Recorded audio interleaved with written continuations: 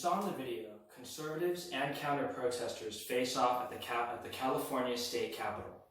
Now, as you look in the video, you can see the two opposing sides, the conservatives and the liberals. Now, if you look closely, the conservatives are a lot more peaceful. They're not really bothering anybody.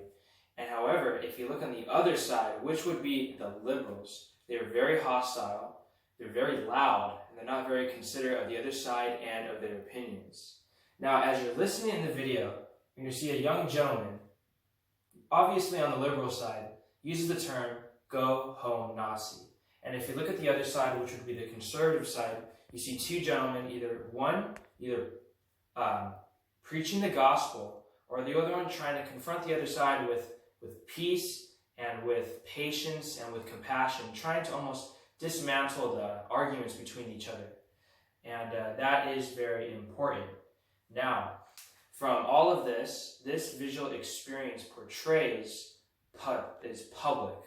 With this being said, as you can see from the conservative side, they are wearing Trump hats. Now, with that being said, there are people like the conservatives who support Trump, and there are people like the Democrats who do not support Trump.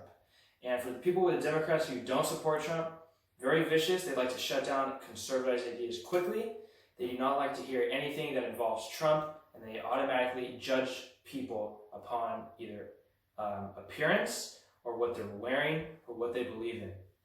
Now, this is also purposive because each side has a goal. Now, for the conservative side, they are standing up for what they believe in. They are standing up for principle. They are standing up for Trump because of strength. Now, however, the liberal side, however, their goal is to try and shut down anything that involves Trump, anything that involves truth, or basically anything that judges their own beliefs and values. Now, this is also pragmatic because, as you saw in the video, there's actually a young gentleman who actually goes over to the opposing side and formally introduces himself. Says that he's never been to a rally, that he would, like to introduce himself to a liberal.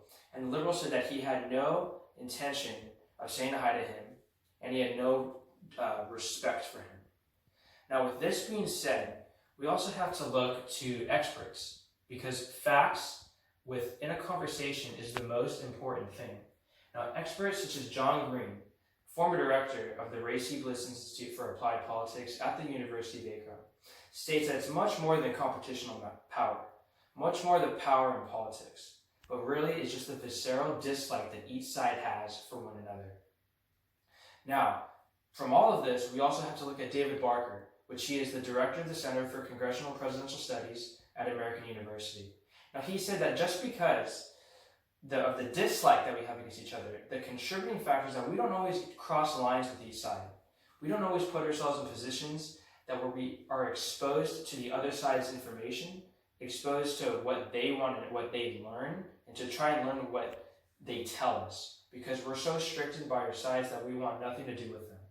However, we also have to look to Jesse Shapiro, a political economist at Brown University. And he also points out that we are so foundationally grounded upon the fact that we are more settled with our certain races, religion, and political ideologies that it's almost impossible to change someone's mind.